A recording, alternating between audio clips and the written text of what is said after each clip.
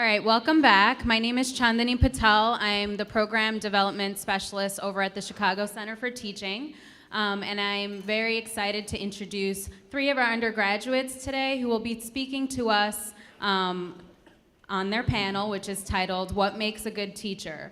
So today they're going to talk about some of the characteristics of a good instructor and good characteristics of a classroom environment that enables student learning.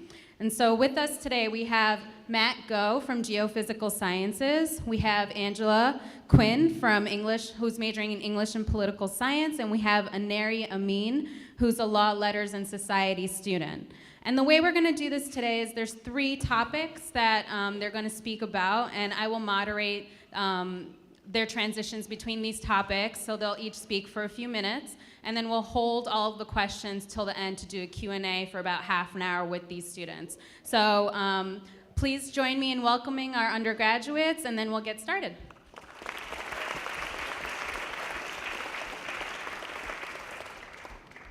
Okay, so the first topic that we're going to hear from them about is about organization and management in the classroom, so how instructors have organized and managed their courses in a way that has been helpful to them as students. So you guys can start maybe with Angela and go over to Matt. So one thing that I think is really important is that the course should be well structured so that like all this.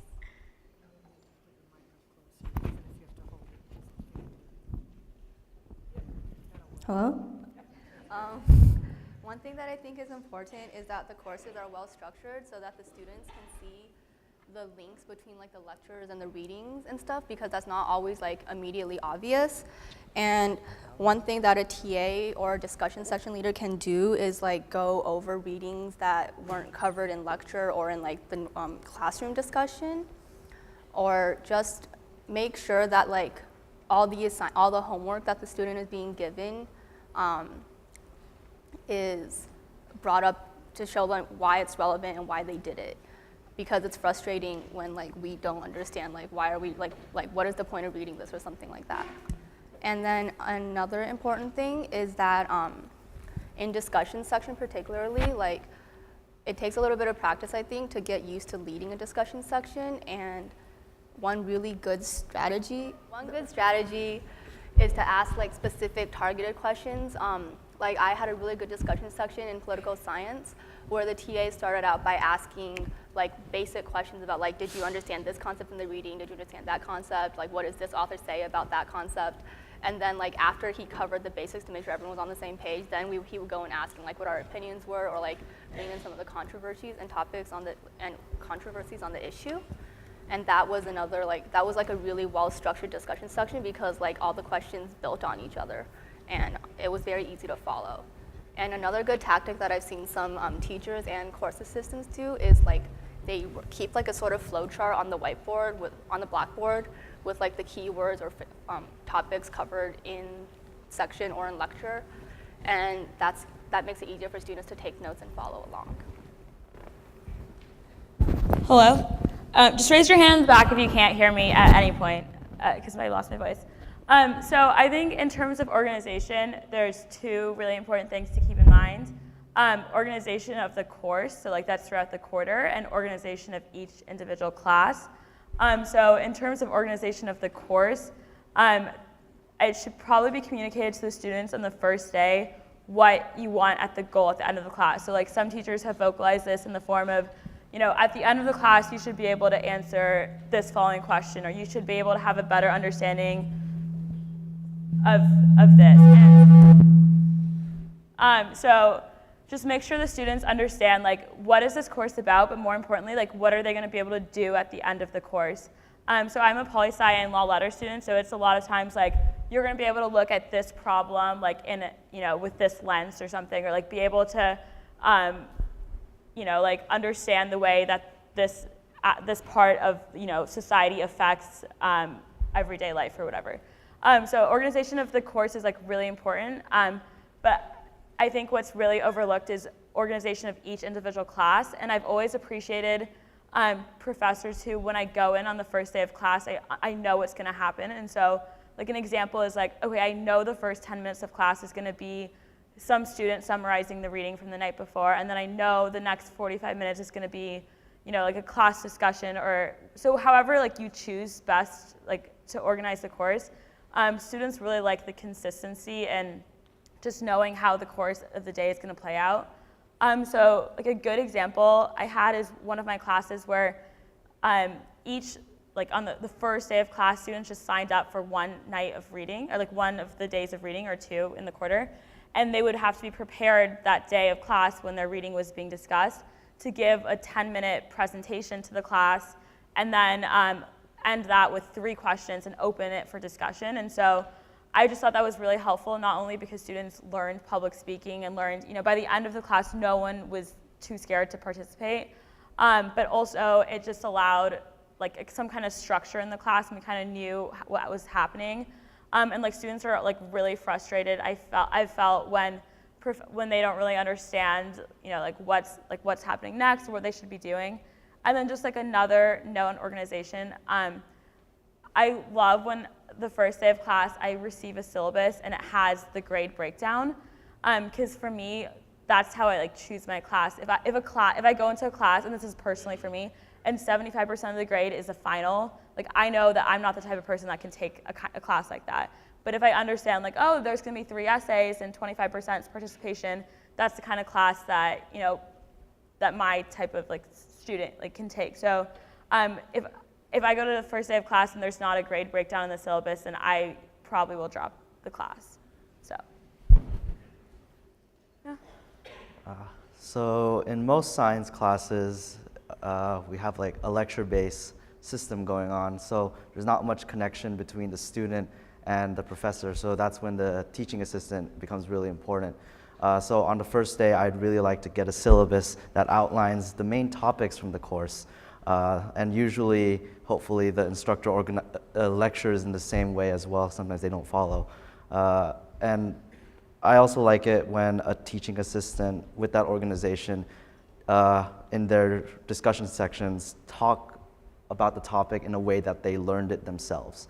So if you can remember when you guys were in undergrad, how you learned a certain topic, that's the way I feel like you should also teach the students as well. So for example, in organic chemistry discussion section, there was like a topic, I believe, on, I don't remember anymore, S1, S2, and E1, E2 mechanisms. And I remember that was really confusing. But then when they talked about it and then like broke it down, it was a lot easier to understand. So if you were able to break down those topics into further pieces and teach it in the way that you learned it, I think that would be a great way to help the students organize their thoughts better. And yeah. All right, so the next topic that the students will talk about is on assignments, so anything from papers and chalk posts, problem sets and exams, and their relationship to the course as a whole. So the ways in which their instructors have designed the assignments and how they've communicated the relationship of those assignments to the course overall. So Angela? Yeah. So Aneri talked about how like in one of her classes she had students signed up to give presentation on specific days of like the reading that they did, and I think that's a really good assignment to give, because a lot of the times when students are just given like prove that you did the reading by doing a chalk post or something, we find them sort of pointless because frequently the chalk posts are never brought up again, and like we don't even know if they're really being like carefully read or anything like that. But then like as another example in Speak a little louder, or try something. Hopefully that won't make a big neat noise. as another example, That's good. So talk to the mic. okay. As another example, in one of my core classes, we were put into like small groups and given a specific day that we were supposed to do a debate, and that was like, we had to prepare for that outside of class in our groups, and then like in class we would, like each class period there would be like a small debate between the groups, and I thought that was a really good linkage of like, it taught us how to argue, and it taught us like public speaking, and like it was like a good homework assignment to have. And so another good way that I've seen it done is that like the teacher brings questions to discussion from the chalk posts. Like he asks students to make up questions that they would like to see discussed after doing the readings. And I think it's also important to think about the level of the class when you're giving assignments out.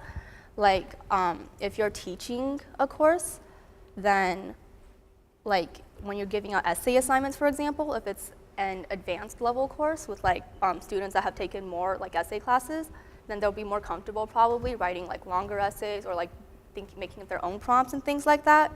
But then if you're teaching like a Hume class or like a beginner or an intro to genres class, then it's more useful to like give a lot of guidance and like be kind of specific about what you're expecting or looking for out of a paper. You know, like even things as small as like, oh, I expect you to like use a lot of quotes, or like, I don't expect that. Like sometimes teachers have different expectations of like what they want out of a paper, and it's very like, it's useful to say that clearly instead of like telling them afterwards when they've already written it. Yeah.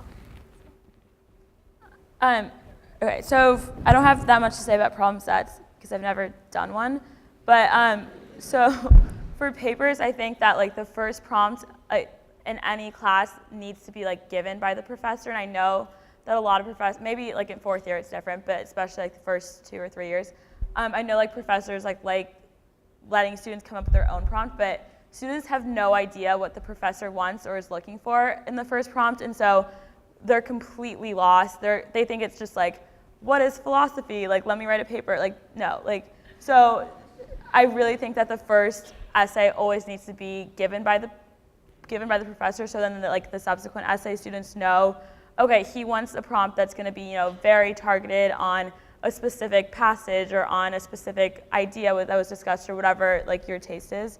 For chalk posts, I think that students are going to hate me for saying this, but unless you make it required to like cite things in the reading, it's so easy to BS the post, that to make it seem like they did the reading. So I really think that it's important that if you're doing some kind of reflective chalk post exercise where it's like do the reading and then write, you know, 2 paragraphs on whatever, make sure that they're citing the reading and like pulling from that, like from specific text in the reading. And then I've also found it really helpful when in chalk posts, students put like 2 to 3 questions at the end, and then the professor sometimes starts the discussion. Like, you know, last night I was reading your chalk post, and a lot of the students were asking the same question. Let's start a discussion here. So I think chalk posts can be really useful for that. I've never personally found it productive when like students are required to read other people's chalk posts, but like by not productive I mean like students don't do that unless you require them to like comment on it. But I just think students get really upset when there's a lot of that kind of work outside the classroom, and that kind of stuff should probably be happening in the classroom instead. And then in terms of exams, this is again personal experience. Sometimes students like check out if like, you know, the last like 50% of your grade is like, or like 75% of your grade is like in the last 2 weeks.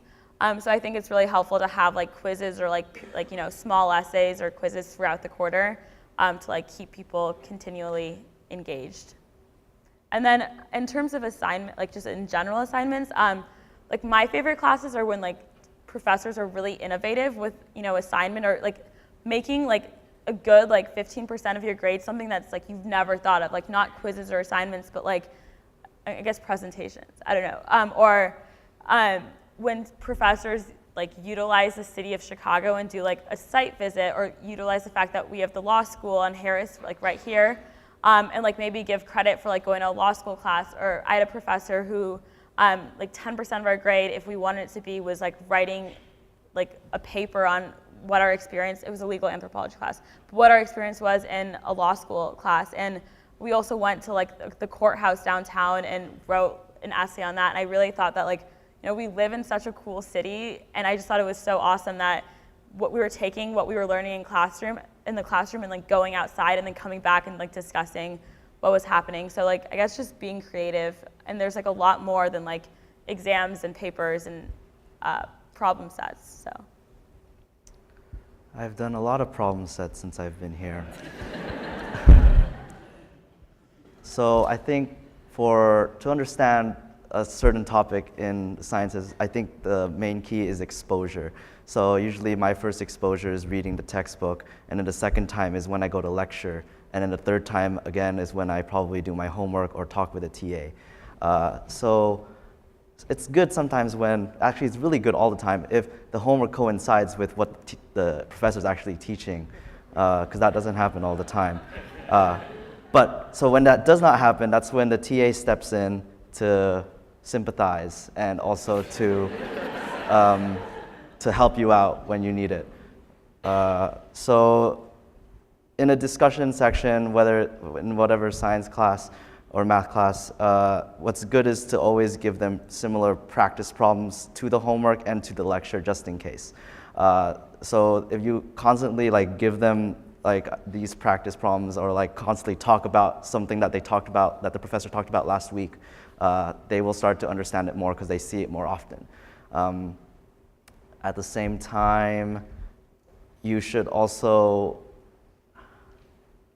not just give them material that is covered from lecture, but have them go a little beyond it. So there's something you can just memorize a topic and just do well, right? But at the same time, you want to synthesize the material so you can be ready for the exam. So TAs who go beyond that actually have discussion sections that really beat the average. So if you are able to really test their understanding in that way, I think that's also really good. So that goes beyond just regular practice problems, so really testing their understanding. And I found that the best exams are the ones that really take into consideration everything that happened through the quarter, as in kind of bringing all the material together. So it's not just regurgitating material, but also bringing stuff together. Also, I found something really helpful is TAs who have office hours to actually be there. So be there. Can I add something? Oh yeah, I'd just like to say that also the chalk website is really poorly designed. And there are alternatives which are also sort of innovative, like Aneri said. I had a teacher that had us, instead of doing chalk posts, we did blog posts, and she had kind of like a class blog that students would read and post on. And the WordPress is so much easier to use than chalk. So just as an example, yeah. Okay, so the final topic that the students will talk about is the instructor's general attitude and presence in the classroom and its relationship to student learning. And I'm actually going to give Angela my mic because it's kind of awkward having you talk to her. So let's see if we can, you want to take that off and turn it, just put it down, yeah, there, okay. Okay, cool, so use this one. Oh, there you go. Hello. Obviously, it's pretty apparent that teacher attitude and course assistant attitude is really important. I've had TAs that never talk in the discussion, the main discussion that the professor is leading, and I've had some TAs that do contribute, and I'm not exactly sure what the policy is supposed to be or what they're supposed to do, but I find that when TAs do contribute, they tend to make really good points, and they can really move the discussion in a direction that the undergraduate students might not be thinking of. And if we respect the TA and if we like the TA and the professor, then it is so we really want to do well for them, just not just for ourselves. And therefore it is good to cultivate respect in your students so that they will want to do well for your sake as well as their own. And so you have to kind of show that you're invested just with the rest of us. And I don't know.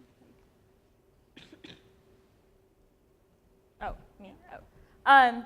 So I guess the type of professor that I like the best in class is a type of professor that I also like the best out of class. So I guess what that means is be super accessible. And I'm the type of person that likes to get to know my professor and go to office hours and stuff, but be really accessible to your students, because if you can strike a conversation with them about sports or politics, maybe not politics, sports or news outside of class, they automatically come into class eager to do the reading to impress you because they don't want to let you down, eager to discuss. So the number one thing for me is get to know your students and be the type of professor that like the students like want to go and see in office hours, even if it's like Thursday night at like 7 p.m. But don't do office hours at that time. And then the other thing, I mean, I guess it goes along with like seeing your professors outside of class, but what I found super helpful is when the professor the first day of class says that every student is required to meet with me in the first 3 weeks, and like that, because so many students, I would say 50% of my classes in like general, they've never met with their professor because I guess it's,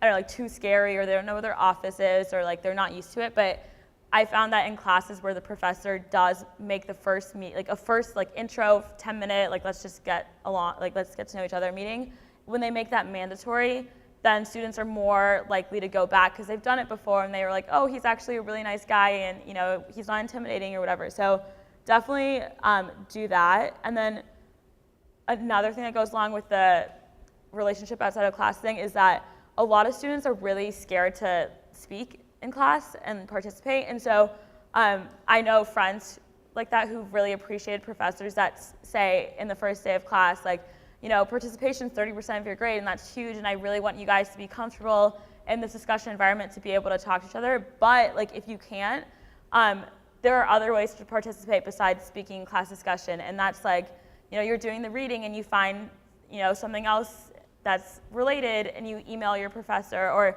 like meeting with, I don't know, I think professors should always give opportunities for students to get participation points without being the most vocal person in a class discussion. So like reach out to those students who aren't speaking in class and just be like, you know, I'd love to meet with you and you know, discuss other ways you can get participation points. But yeah, so like enthusiasm and like your student will respect and love you and like do the reading and do the homework, which is all you guys want, and like learn if you guys like if they really just like love you as a person outside of class, and like they can only get to know a certain part of you like in the classroom, but like really just encourage that part of it, like, you know, office hours, and like come to my office anytime. I just, you know, even if we want to chat about like reality television or whatever, you know, because it's great. So I think a professor or instructor or a TA, the best thing that it can be is encouraging. So students at UChicago always have the kind of a self-deprecating sense of humor, where they will look at problem sets as very scary, or like they're always stressed because they're handling so many extracurriculars with their very full class schedule. So something a TA can always be is always say like, you can do it and stuff like that, because then they'll be like, think that they can actually do it, you know? Along those lines, you should also have a high expectation for them. For me, if a TA has a high expectation for me, I kind of want to meet that expectation or go beyond it. So not all students react like this, clearly, but I think it helps because then you already set a bar, and once they see that bar, they want to kind of push for that goal. So yeah, I think just being encouraging and enthusiastic. I think also something that's important is to make a connection with the student, I guess. Just talk, like what basically Anira and Angela said, to just talk with them. Treat them like your peer.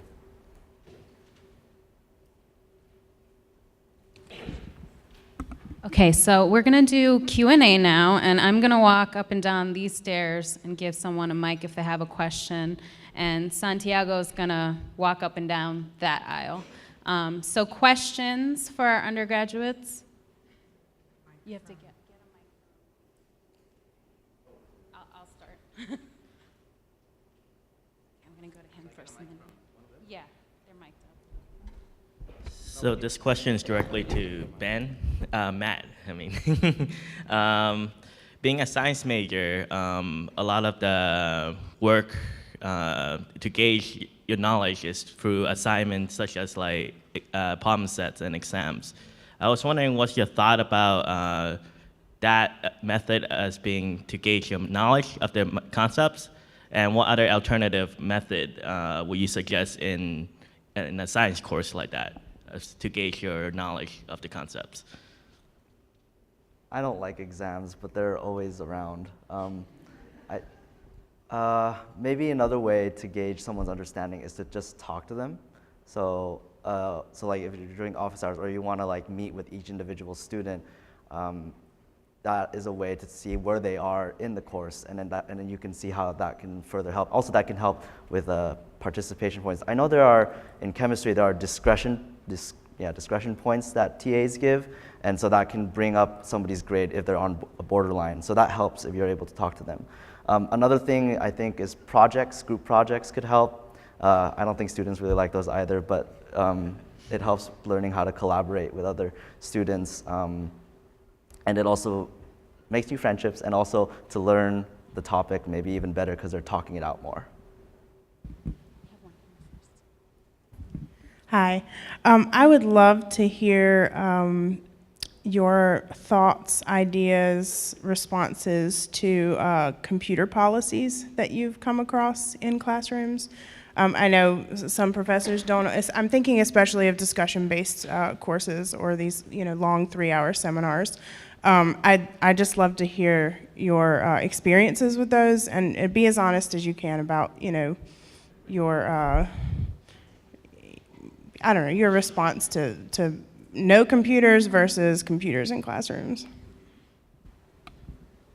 I mean, it's always annoying when we can't use a computer, but I don't understand why in a discussion, like if the reading is in the book and there's a 20-person class, like why there needs to even be a computer. So, I mean, it makes sense. I think it's like on the context. It's depending on the context of the class, but if it's less than 25 people, there doesn't need to be a computer. I know sometimes professors sympathize when there's all the reading there's 50 pages of reading online, and students don't want to print that out. So maybe print that out for them if that's possible, or just be like, sorry. Just be really strict and be like, sorry, no computers. You have to print out the readings, but I just don't I like when I can use the computer sometimes for long classes, but I just don't see the point of it. What would be on your computer? People can take notes with their hands, so. Yeah. In lecture classes, it's good to have computers, I think. Well, I mean, obviously, it would be abused. It might be abused, but it is easier to take notes on the computer. And I've had classes where they had TAs sort of sit in the back and police people to see if they were misusing their computers in lecture. But I think in small discussion sections, aside from times when you have 100 pages of electronic reading, most of the time I only just see it being abused. Yeah. I'm gonna add something to that. So one thing about laptops and gadgets that we do want everyone to be mindful of is some students do need computers in order to engage in the classroom. So I'm also an instructor. So what I usually do is I do discussion sections. So I have a few students, and I generally require them to bring everything to class, but I do allow for exceptions for those students who, do need a computer in order to engage in the classroom. So something just to keep in mind in terms of disability accommodation and things like that. And you'll find some of that information in your folder too. There's a passage there about disability accommodations. So. Anna, you mentioned how much you enjoy going also off campus for visits to the Chicago area, which I think is great. And I would just love to get your perspective on what a TA or a professor should do to organize an off-campus visit and make sure that students actually get there. Is it reasonable to expect a section to meet at the start of section at, for example, the Art Institute in downtown Chicago? Or what would be tips for making sure that off-campus visits succeed? So I think there's some campus resources of organizing a bus. If you fill out a form early enough in advance, you can get a bus to take you and pick you up. And I think the only way that it's okay for professors to expect students to just show up on their own, taxis or public transportation, is if you give them in the next 3 weeks, please visit a Chicago-based museum and spend an afternoon and write a paper or whatever. Then go on your own. But I think that if you're doing a class visit where the entire class is going to be there, I think there are resources where you guys can get a school bus. So I wouldn't ask people to Or you guys just make it like a fun day out of it. Like, let's all take the CTA together and meet at the metro station or whatever. So there are funds available for instructors that want to take students around the Chicago area. Do one of you know the name of that office? It's the Chicago...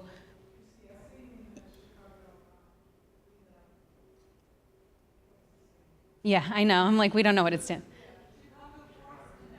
There you go, Chicago Course Connection. So if you go to their website, you can figure out what kinds of funds are available and who can apply for them if you do want to take your students around Chicago or require that as part of the class. I just want to add one more thing.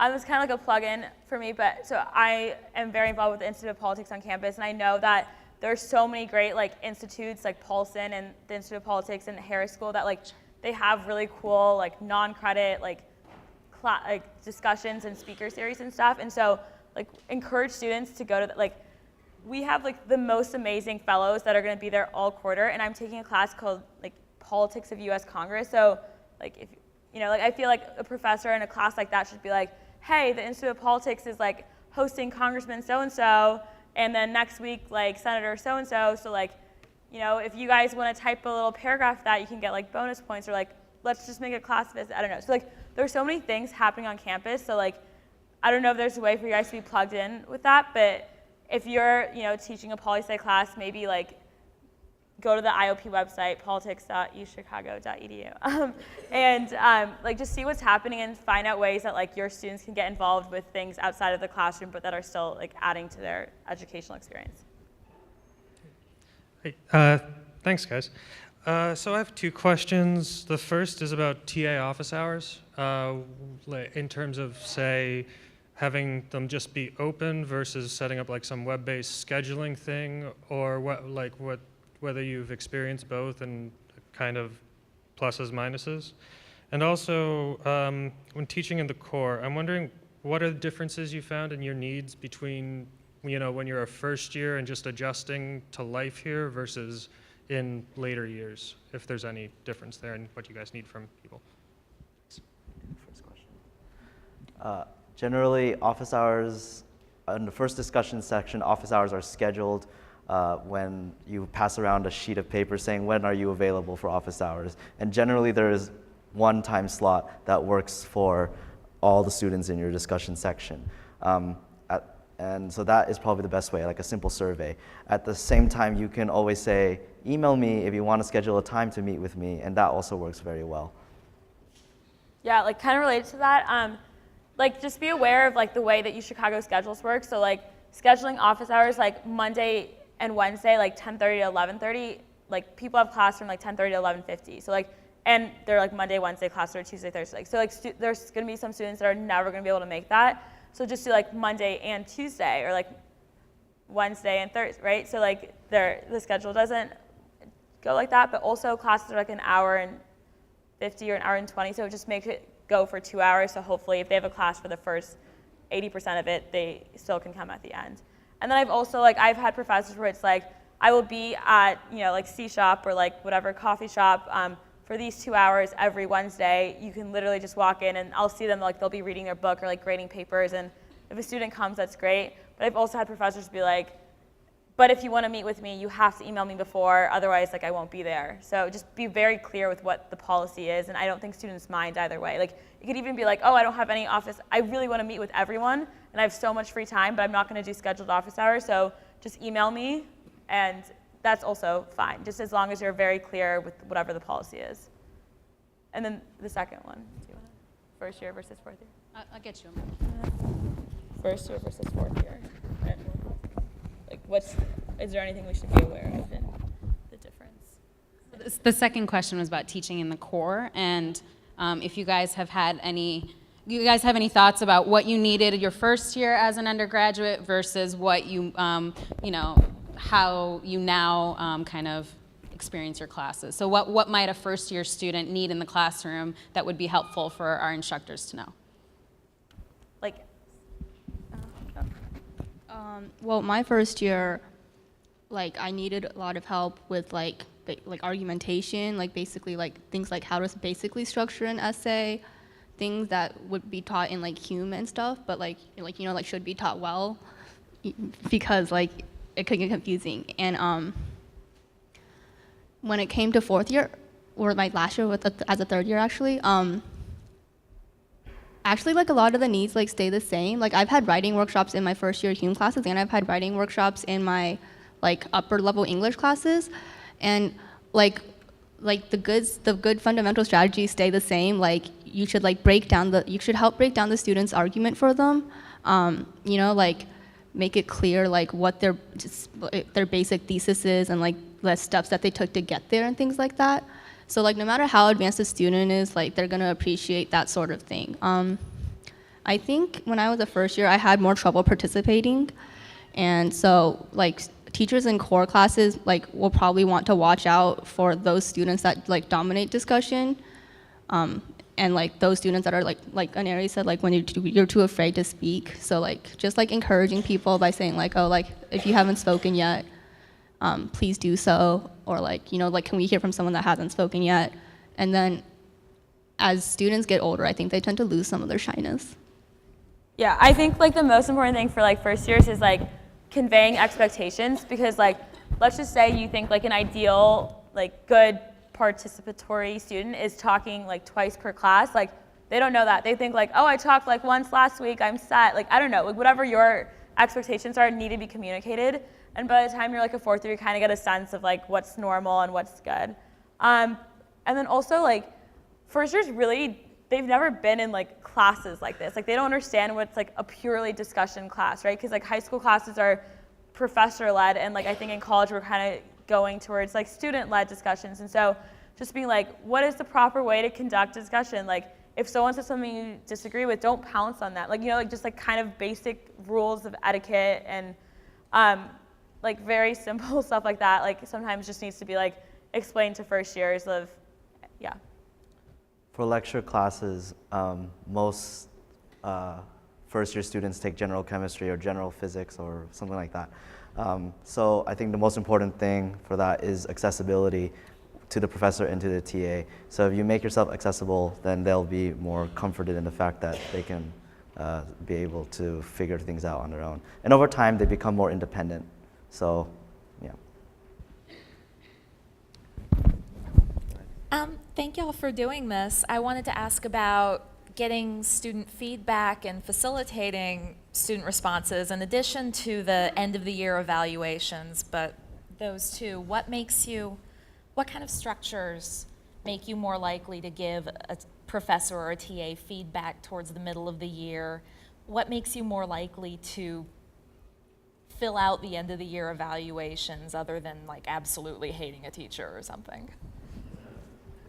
So I don't know about like filling out the end of the year evaluations, but I had a professor who like really like cleverly came up with a way to like get feedback halfway through the course, and he didn't make it about him at all, but it was just like, what do you wish that we've discussed in class that it was like an American history civ course, and it was like, not like what have you wished we discussed, but like, because it's like economic, social, policy, like historical aspects, and just like what kind of lens, I guess, is like, do you wish that we took in class discussions that you feel like we're not taking? And so like mine was like, let's talk more about politics, but like some people were like, I really want to know like more like cultural divisions, or like whatever we didn't focus, but like that was really interesting, because from that point onwards he was just like, a lot of you guys told me like you want to know more about the politics at the time, so like here's who was running for president, like whatever. Like so, and he also asked like other questions like,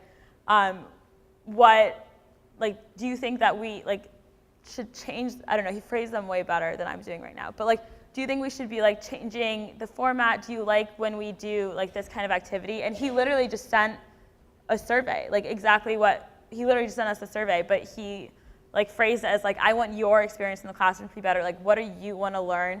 And then another interesting thing that he did was like at our final essay, he gave each student a different prompt, and he was like, what was the student like really interested in this class? And so like my roommate in the class was like, every time there was a discussion, she would bring in like the women's angle or like whatever, that perspective. And so her essay was like very tailored to that, and it was like, explain the role of women's rights and whatever. And so like mine was like, Supreme Court justices, and it was like explain the role that Supreme Court cases took in whatever. And I thought that was so cool. And he really just paid attention to like every single student and like kind of noticed trends on like what they wanted to focus the discussion on.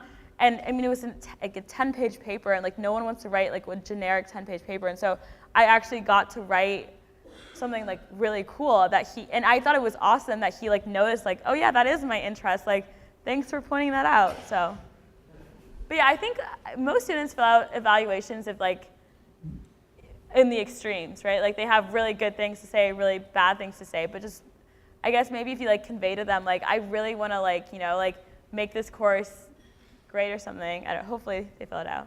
So, yeah. Just like practically, students are more likely to fill it out if you give them like a paper thing and like say like, please fill it out, I'm gonna step out the room. And if you leave it to them to just do the online one, they're less likely to do it. What about asking them to do it online in class? Yeah. I guess that works. I don't know if there's rules about what, but yeah, that would happen. I could do that. So, should I go? Hi, I just wondered if you guys had any feedback on group work, whether you think it's something that is helpful or whether you think it's a total waste of time, or if you have any tips for ways that professors have structured it so that it is helpful. I don't want to dominate this. Yeah, we actually talked about this before, and we forgot to bring it up, I guess. But small group work in class time and like in discussion time, if you say like, oh, pair up or like be in like groups of 3 and like discuss this, like they're very not useful. They're very unstructured, and like I think like we said, like one of the most important things is to keep like every minute structured. So.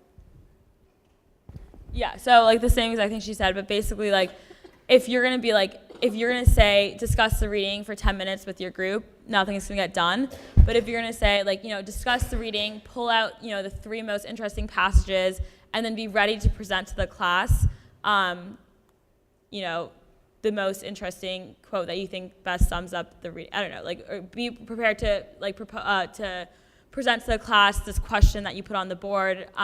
Then it's productive because they actually have things to do. They have to, you know, present something. But I think it's just like, okay, like now getting groups of 5 and like you have 20 minutes to discuss, like it doesn't happen. Yeah, like there needs to be like a presentation kind of at the end, or like not like a full-on presentation, but like one person in the group needs to say something of what was discussed. So I wouldn't give a lot of time for group work in discussion classes, because if you give them 15 minutes, I'm pretty sure they're going to do the work in 5, and then 10 minutes they're going to talk. So yeah, group work outside of class I think works a lot better. Additionally, if there's a lot of structure in the group, such as somebody who's specifically writing all the stuff, and then another person who's going to present it, and another person who's like managing the group. So those kind of different roles in a group actually really help, because they actually become more productive and use the time really well. So each of you has focused on a lot of the practices that you've enjoyed in the classes that are in your discipline. And so I was kind of curious whether there were things that you've seen that either helped you connect with a new subject that you were kind of required to take but you found enjoyable, or practices that made these courses seem not relevant to you and you were just kind of bored and just trying to check off a requirement.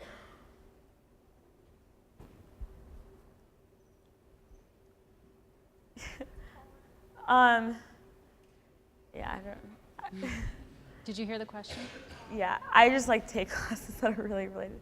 Yeah, I don't know. I think that like if a student, like for core classes, especially like a core bio class, like I've taken core bio and like tropical ecology and desert ecology. Like just making it like funny and like easy, not an easy class, but like an easy class to go to and like be at and kind of like enjoy. I don't know, because like if I don't like science and then the class is dry, like that's gonna make it 10 times worse. But like the reason everyone signs up for like Eric Larson's like tropical ecology and desert ecology is because these aren't science majors that are signing up for the class, but it's like fun and he's funny. I don't know. So like if you're not interested in the class, you need a really compelling reason to be there. And I guess that's what I've found. Yeah. Sorry, I also don't like science very much, but like we also have to take science classes, and like I took like nutritional science and core bio, and like I liked one thing I liked about my nutritional science class was that we had activities which like were really focused on the student. Like you had to keep like a food log and an activity log and stuff, and like the professor would even like comment like, "Wow, you're eating a lot of vegetables" or something like that, and like. Like that was like something that was interesting and funny and like helpful to my future, and like other required classes, I guess, like art history or things that I took for the core, they made things fun by like, you know, like also like organizing trips like to the Art Institute downtown, things like that. And like kind of related to that, so like poli-sci law letters, so anthropology isn't that different, but I took an anthropology class. I didn't know what anthropology was, and I read the Wikipedia definition. It didn't mean anything to me, but it was a legal anthropology class, so like that was my interest going into it. But the fact that like the professor was like, oh, there's going to be like a law school visit and a Chicago courtroom visit and an essay about literally whatever you want it to be with an anthropological lens, like that made it interesting to me because and it was interesting, like 50% of the class wasn't an anthropology major, and I'm like, why are you guys all in the class? And it'd be like pre-med students and a lot of like pre-law students and stuff, and they just made it like I would never take an anthropology class otherwise, but they made this subject that I had no familiarity with into like something that like I related to, like, you know, like something that interests me. So they kind of like tailored it to what I am interested in and like still included the other part that was unfamiliar to me. I'm curious about your experience in language classes and things your language instructors have done that you thought were particularly effective.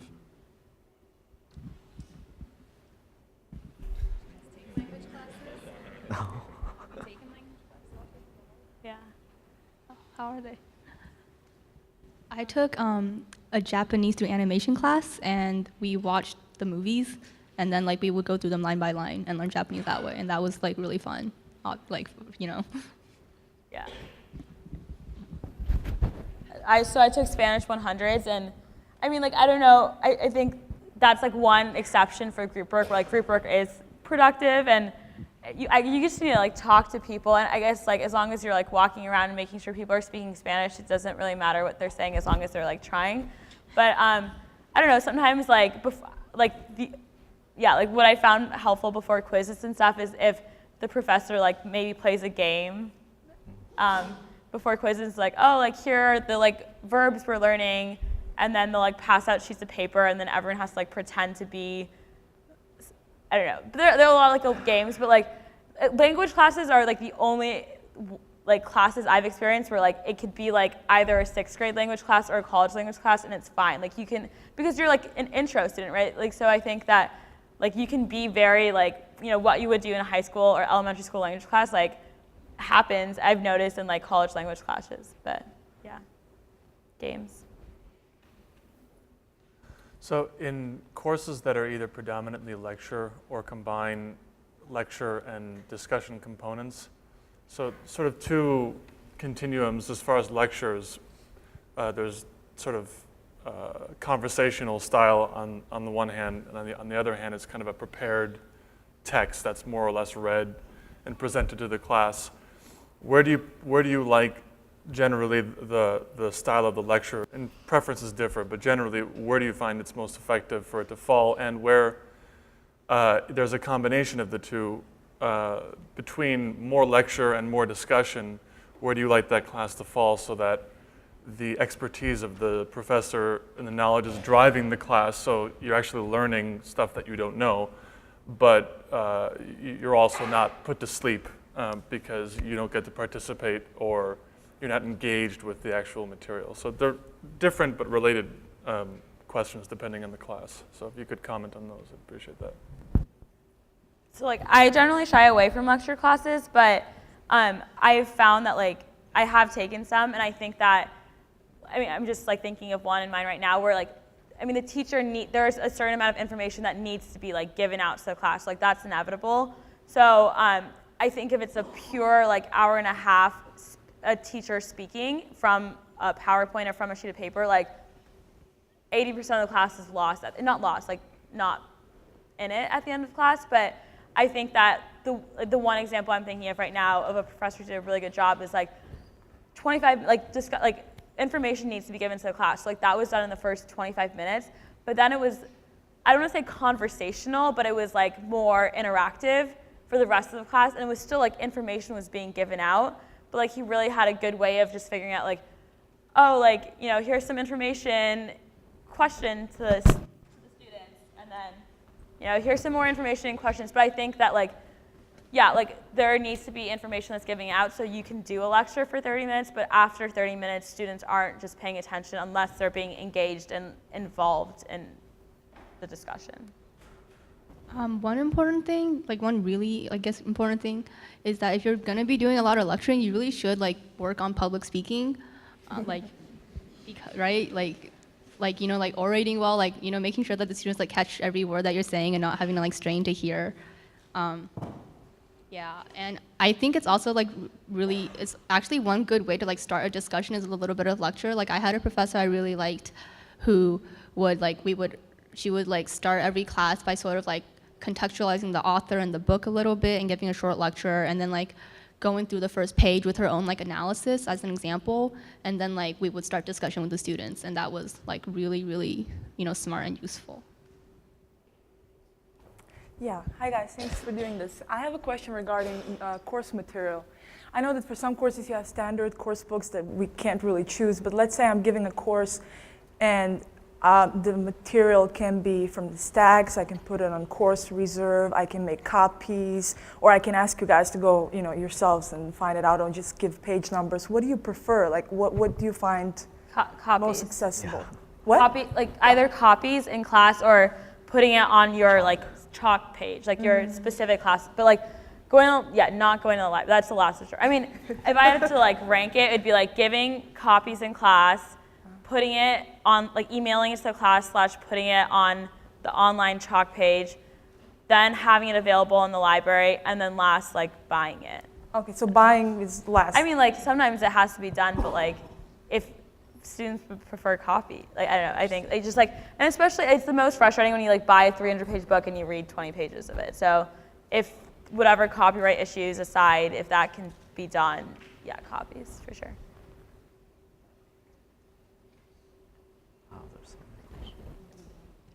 So thank you all for sharing so much of your classroom experience with us. What I'm hearing mainly is the kinds of things that you liked. And what I hear particularly is that you like lots of structure, that we need to be clear and that we need to give you clear goals and clear objectives for the class. A lot of learning takes place when you're not feeling as comfortable, I think, as what all of that structure gives you. And I'd like to hear you all talk about something that you didn't like to start with that really made you uncomfortable. I mean, Ben, you're saying you needed to be challenged, right? And a lot of challenge doesn't make you feel happy to start with.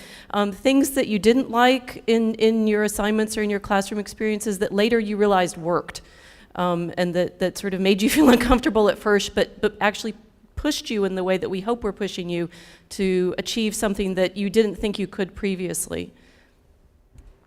So I don't have a lot of chemistry background. So when I first arrived here, I took a collaborative learning and chemistry class. It's CLIC.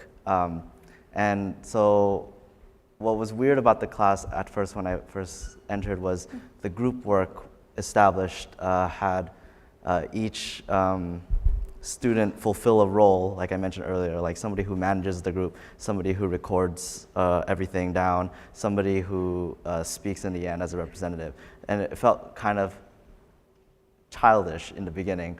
And that made a lot of people uncomfortable because they were like, we're not going to get anywhere. We have to do all of this stuff. But then as we got through the quarter, you got to see that you actually were able to understand a topic. Even if you didn't get so far into the problem set, you really understood the first 1 or 2 problems you did during that session. And I think I value that more in terms of understanding a certain concept than going through all the topics very quickly. So that made me, I guess, uncomfortable first because I was talking to people, being forced to talk to people, fulfilling these odd roles that did not seem organic. But over time, the more you practice it, the more you do it, and then it felt really good. And then now I do that all the time when I do group work because now I get a lot more out of it. So.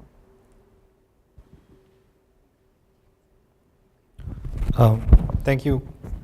Thank you guys for doing it. I wanted to know what is your opinion about class reports on readings, if you have done them. Did you find it useful when you did it? Did you find it useful when other people did it? Is there a way to get students more involved in reports when other people are doing them? Can you explain what a class report is? Class report on reading, when you're supposed to summarize or write a report and present it to the class. Maybe you did not have that.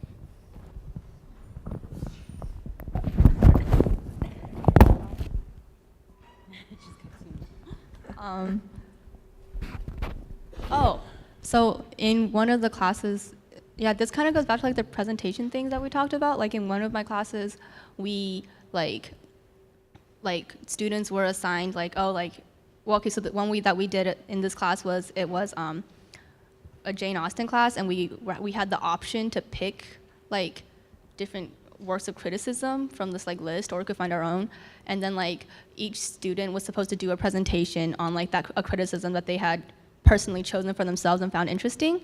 And then they would lead the discussion on that criticism and like the book that we were reading that week for like 20 minutes or something like that. And that was like a really good way to do a presentation, because like it was personal and individualized.